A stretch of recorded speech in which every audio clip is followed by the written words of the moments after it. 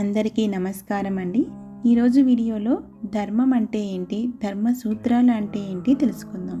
ధర్మం ప్రధానంగా భౌతికంగాను అంతరంగికంగాను వ్యక్తమవుతుంది. ఈ ధర్మం సన్మార్గంతో కూడినది, పవిత్రమైనది. భౌతికంగా సన్మార్గాన్ని అవలంబించాలి, అంతరంగంలో పవిత్రతను చేకూర్చుకోవాలి. ధర్మంలో ఇమిడి ఉన్న ఈ జంట ప్రయోజనాలను అందరూ గుర్తించాలి. ఇహపరాలతో కూడినది మానవ జీవితం. ప్రతి మానవుడు తన కర్తవ్యాన్ని గుర్తించి మెలగాలి. మానవుడు తన కర్తవ్యాన్ని తాను ఎలా జీవించాలి, ఎందుకు జీవించాలి అనే విషయాలను గ్రహించి తదనుగుణంగా తన మాటలను, ఆలోచనలను, కర్మలను ఆచరించాలి. ధర్మం అనే పదం ధృ అనే సంస్కృత ధాతువు నుంచి వచ్చింది. అంటే ధరించడం, సహించడం, నిలబెట్టడం. ధర్మానికి అనేక అర్థాలు సూచించారు. ప్రకృతి అని, ప్రకృతి నియమాలని భరించేదిగాను, నైతికమైనదిగాను, ఉత్తమమైనదిగాను, నైతిక శక్తి, సత్కర్మ, నియమం, మత సమ్మతమైనది, నాణ్యమైనది, వైవిధ్యం గలది, సత్యమైనది, పంచభూతాత్మకమైనది. మానవ సంబంధమైన సర్వ క్రియలలో ఈ ధర్మం ఇమిడి ఉంది. ఈ క్రియలు అనేక విధాలుగా వ్యక్తమవుతున్నాయి. వాటిని నైతికం, ధార్మికం, ఆధ్యాత్మికం అని వర్ణించారు. అన్ని మతాలకు, మత నియమాలకు, నమ్మకాలకు ఈ ధర్మమే ప్రధానమైన ఆధారమై ఉంది. ఈ నేపథ్యంలోనే మనం తెలుసుకోవలసినది ఏమంటే, భారతీయులు అనాదిగా ఆచరిస్తున్న ఈ ధర్మాలనే సనాతన ధర్మాలుగా వ్యవహరిస్తున్నారు. బౌద్ధ మతం, జైన మతం ఈ సనాతన ధర్మానికి వేరువేరు పాయలు. హిందూ మతం కూడా ఇదే విధంగా సనాతన ధర్మం. ఈ సనాతన ధర్మమే భారతీయుల మానసిక స్థితిని, అభిలాషలను, ఆధ్యాత్మికతలను, సంస్కృతి సంప్రదాయాలను, జీవన విధానాన్ని తేటతెల్లం చేస్తుంది. ధర్మానికి మూలం సత్యం. సత్యం దైవ స్వరూపం. సత్యాన్ని అనుసరించి ఆచరించినదే ధర్మమని జ్ఞానులు గుర్తించారు. ఆచరించిన ధర్మానికి త్రికరణాల ద్వారా ఫలితాలను మానవుడు గ్రహించలేకపోవచ్చు, కానీ అంతరాత్మ ద్వారా సమాధానాన్ని గ్రహించవచ్చు. కాబట్టి మనం సత్కర్మలకు అలవాటు పడాలి. వేదాలలో ఈ త్రికరణాలతో కూడిన క్రియలకి ప్రాముఖ్యాన్ని ఇస్తూ వివరించారు. అంతరంగిక విషయాల గురించి వేదాలు తెలుపనప్పటికీ ప్రతి క్రియకు అంతరాత్మ ప్రబోధం వ్యక్తమవుతుంది. కాలం గడిచే కొద్దీ అనేక ధర్మశాస్త్రాలు, ధర్మసూత్రములు వెలుగులోకి వచ్చాయి. వీటన్నిటిలో అత్యంత ప్రభావం చూపినది మానవ ధర్మశాస్త్రం. ప్రజల మన్ననలు పొంది ఆచరణయోగ్యమైనది. ఇందులో అనేకమైన విషయాలను, హక్కులను గురించి, బాధ్యతల గురించి, వర్ణ ధర్మాలు, ఆశ్రమ ధర్మాలు గురించి వేద ప్రమాణంగా వివరించారు. జైమిని మహర్షి ఈ ధర్మసూత్రాలను ఆమోదించి ఆస్తికులందరికీ ఆచరణ యోగ్యముగా వీటిని విశదపరిచెను. ధర్మం అంటే సత్కర్మల జ్ఞానం. ఈ జ్ఞానం ఇంద్రియాతీతంతో కూడినది. కార్యం రీతిని, ఇంద్రియాతీత స్వభావాన్ని, నైతిక విలువల ఆవశ్యకతను ఎరుకపరుస్తుంది. తాను ఆచరించే కర్మ ఫలితాలను కర్తకు విశదపరుస్తుంది. ధర్మం అంటూ భరించేది, అంటూ విశ్వాన్ని భరించున్నది. ధర్మం అనేకత్వంతో కూడిన ఒక సంఘటిత శక్తి. సంఘటిత శక్తి లేకపోతే ఐక్యత లోపించి దేనికది విడిపోతుంది. ఒక సత్కర్మకు గుర్తింపే ఈ సంఘటిత శక్తి. మానవుని సత్కర్మను ఆచరించి ఉత్తేజపరిచేదే ఈ ధర్మము. ఆచరించి సాధించాలి. సత్కర్మను ఆచరించడం వల్ల సత్ఫలితాలు, దుష్కర్మను ఆచరించడం వల్ల దుష్ఫలితాలు కలుగుతాయి. దుష్కర్మలను ఆచరించడమే అధర్మం అంటారు. మీమాంస ద్వారా ధర్మ నిర్ణయం జరుగుతుంది. ఏది నైతికం, ఏది ధార్మికం, ఏది సత్కర్మ, ఈ మీమాంస ద్వారానే భారతీయ ఇతిహాసాలన్నీ ఏది మంచి, ఏది చెడు, ఏది ఆచరించదగ్గది, ఏది ఆచరణయోగ్యం కాదో నిర్ణయింపబడినది. ఈ సదాలోచనలకు, సత్కర్మలకు ఈ మీమాంసే పునాది. మీమాంస ద్వారా ధర్మానికి సరి అయిన అర్థాన్ని ఆంగ్లములో నిర్వచించలేము. ఏది ప్రస్తుతం, ఏది అప్రస్తుతం తెలియజేసేదే ధర్మం. తత్వ జ్ఞాన విచారణల ద్వారా ధర్మాన్ని అనేక రీతులుగా వివరించడం జరిగినది. బౌద్ధ మతంలో ఈ ధర్మాన్ని కర్త, కర్మ, క్రియలనే ఆది భౌతిక దృష్టితో వివరించారు. జైనులు ధర్మాన్ని అనుసరించే మొత్తం అంతా పరిభ్రమిస్తుందని భావిస్తారు. అలాగైతే ధర్మం అంటే ఏమిటి?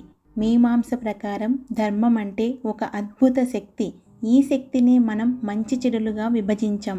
మానవుడు చేసే కర్మలు మంచి చెడులుగా విభజన అయ్యాయి. ఈ మంచి చెడుల నిర్ణయం భగవంతుడి సంఘపు నిర్ణయం ప్రకారం జరిగింది. ఈ మంచి చెడులన్నిటినీ మనం మీమాంస ద్వారా నిర్ణయించలేము. ఈ ధర్మపు శక్తి బుద్ధి మనస్సు ఇంద్రియాలకు అతీతమైనది. ఇంద్రియాలకు అగోచరమైన ఎన్నో అంశాలు ఇందులో ఇమిడి ఉంటున్నాయి. ఈ ధర్మపు శక్తి ఆత్మలో చేరి ఉంటున్నది. ఈ ఆత్మశక్తి సర్వజీవుల జనన మరణాలను నిర్ణయిస్తున్నది. మానవుడు ఆచరించే ధర్మాన్ని అనుసరించి అతని పురోగతి తిరోగతి ఏర్పడుతున్నది. ఈ అద్భుతమైన ఆత్మశక్తి మనకు అగోచరమైనప్పటికీ మనం ఒప్పుకొని తీరవలసిందే. ఎందుకంటే ఈనాడు చేసిన కర్మకు ఫలితం మరెప్పుడో అనుభవించడం జరుగుతున్నది కదా. కార్యం పూర్తయినప్పటి నుంచి ఆ కర్మ ఫలితాన్ని పొందే సమయానికి మధ్యలో ఎంతో కాల వ్యవధి ఉంటుంది. కారణం లేకుండా ఏ కార్యం జరగదు. మానవుడు వరుసగా కర్మలను చేసుకుంటూ వెళ్ళిపోతున్నాడు. ఆ కర్మలకు ఫలితం ఎప్పుడు ఏ విధంగా బయటపడుతుందో మానవుడు గ్రహించగలగాలి. ఈనాడు ఒక మామిడి విత్తనం వేశాము. ఆ విత్తనం మొక్కై పెరిగి పూత పూసి కాయగా పండుగా మారడానికి 5 సంవత్సరాలు పట్టవచ్చు. ఆ మామిడి చెట్టు ఆ తదుపరి అనేక ఫలాలను ప్రతి సంవత్సరం అందిస్తుంది. అంటే ఒక విత్తనం మామిడి వృక్షంగా మారింది అంటే ఎంతో శక్తిని చేకూర్చుకున్నది కదా. కాబట్టి మనం ఇక్కడ గ్రహించవలసిన విషయం ఏమంటే విత్తనం నాటగానే ఆ కర్మ పూర్తి అయిందని భావించకూడదు. ఆ కర్మ కొంతకాల గమనం తరువాత ప్రచండ శక్తిగా మారి అనేక రీతులుగా సమయానుకూలంగా ఫలాలనిస్తుంది. మనం చేసే కర్మల ప్రచండ శక్తిని మనం గ్రహించలేకపోతున్నాం. కారణం అవి అగోచరంగా ఉండటం. ఒక అయస్కాంతాన్ని ఇనుప ఖనిజం దగ్గర మధ్య పెట్టగా ఇనుప ఖనిజపు రజనను వెంటనే అయస్కాంతం ఆకర్షిస్తుంది. అంటే ఇక్కడ కర్మకు వెంటనే ఫలితం వ్యక్తమవుతున్నది. అన్ని కర్మలకు ఈ విధంగా ఫలితాలు ఉండవు. ఈ విషయాన్ని మనమందరం గ్రహించాలి. మనం ఆచరించే సత్కర్మలు భవిష్యత్తులో ఒక ప్రచండ శక్తిగా మారి అనేక సత్ఫలితాలను అందిస్తుంది. ఇలా మర్మాలను మానవుడు గ్రహించాలి. మనం భవిష్యత్తులో ఆశించే మంచి ఫలితాల కోసం ఈనాటి నుండే ప్రయత్నం చేయాలి. జీవుడు ఏకవచనం, ఆత్మ బహువచనం. మానవుడు ఏకవచనం, భగవంతుడు బహువచనం. నేను ఫలానా గ్రామంలో ఉంటాను, కానీ ఆ గ్రామం నేను కాదు. అంటే నేను ఆత్మస్వరూపుణ్ణి, అంటే ఆత్మలో భాగం నేను, కానీ నేను ఆత్మను కాను. మీమాంస ద్వారా జీవులు చేసే కర్మల ఫలితములను నిర్ణయించేది ఆత్మశక్తి. ఈ అనంతమైన ఆత్మశక్తి యావత్ విశ్వాన్ని నియంత్రించుచున్నది. ఈ ఆత్మశక్తి అనేక కర్మల చేరిక, అనేక ప్రణాళికల చేరిక, అనేక రీతుల చేరికయ్యి ఉన్నది. అన్ని శక్తులతో కూడి ఈ ఆత్మశక్తి అన్ని కార్యాలను ఒక చక్కని ప్రణాళికను అనుసరించి జరిపించుచున్నది. ఉదాహరణకు భూమ్యాకర్షణ శక్తి, అయస్కాంత శక్తి మొదలైనవి ఈ ఆత్మశక్తిలో అనేక పదార్థాలు సమ్మిళితమై ఉంటున్నవి. ఈ పదార్థాలకు అనేక ధర్మాలు ఉంటున్నవి. ఈ పదార్థాలు తమ తమ ధర్మాలను అనుసరించుచున్నవి. ఈ ఆత్మశక్తి అంతర్వాహికినిగా అన్ని పదార్థాలలోనూ, అన్ని శక్తులలోనూ, అన్ని ప్రణాళికలలోనూ, అన్ని కర్మలలోనూ ప్రవహించుచున్నది. బౌద్ధులు ఈ ఆత్మశక్తినే ధర్మం అన్నారు.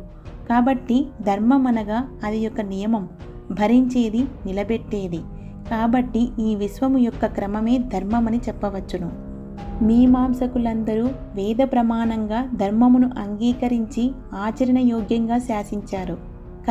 కర్మ యొక్క ఫలితాలను దృష్టిలో పెట్టుకొని కర్మనాచరించుటే ధర్మమని కొందరి అభిప్రాయము. ఇక్కడ కర్మ యొక్క ఫలితాలను వేరు చేయుట జరిగినది. మంచి కర్మలకు మంచి ఫలితాలు అన్నది అందరికీ విదితమే, కానీ చేసిన ప్రతి కర్మకు ఫలితం అగోచరమై ఉన్నది.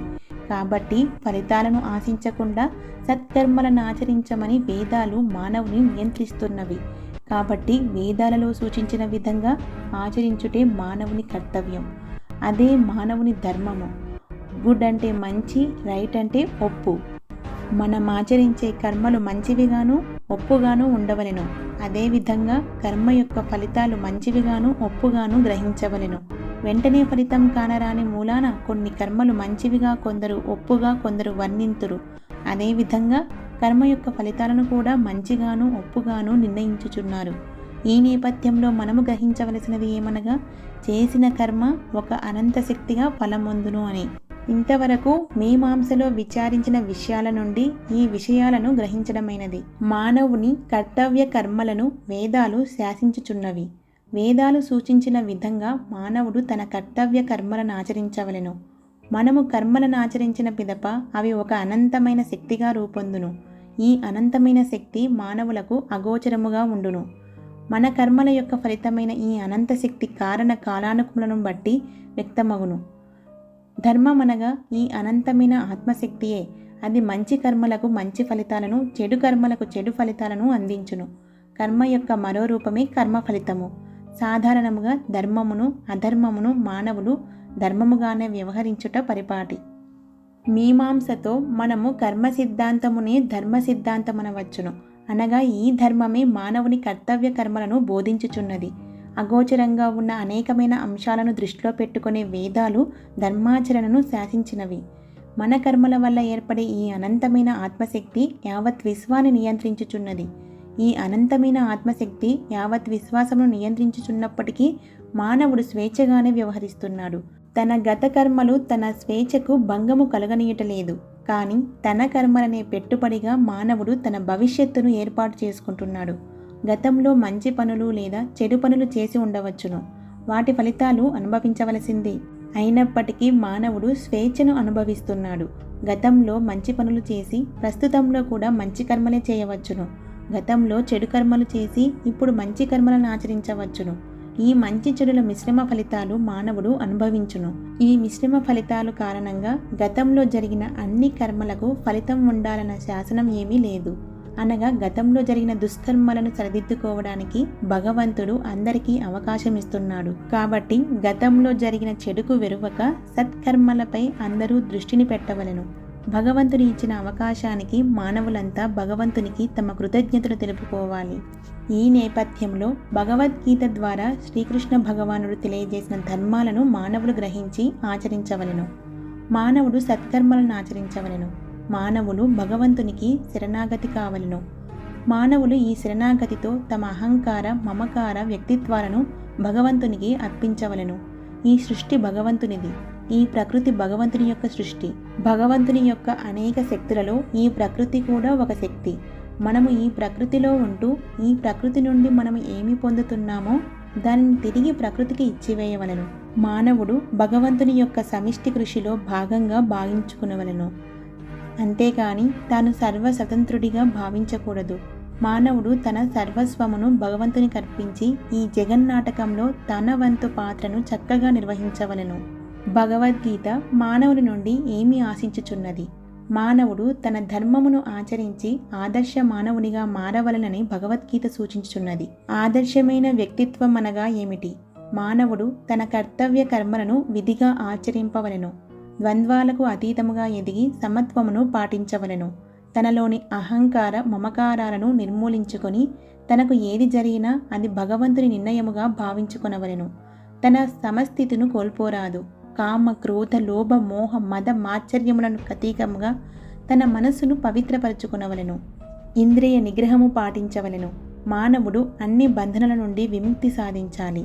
ఈ బంధనలే మనలోని అజ్ఞానమునకు కారణము. ఈ అజ్ఞానమే మన కోరికలకు కారణము. కోరికలు తీరని ఎడల క్రోధము వల్ల వివేకము నశించును. వివేకము నశించుట వల్ల విచక్షణ కోల్పోవును. జ్ఞాపక శక్తి నశించును. కాబట్టి ఆదర్శ మానవుడు అన్ని బంధనలకు అతీతముగా అహంకార మమకారములను త్యజించి ఈర్ష్య ద్వేషములు లేకుండా ద్వంద్వాతీతుడై సమస్థితిని అనుభవించవలెను.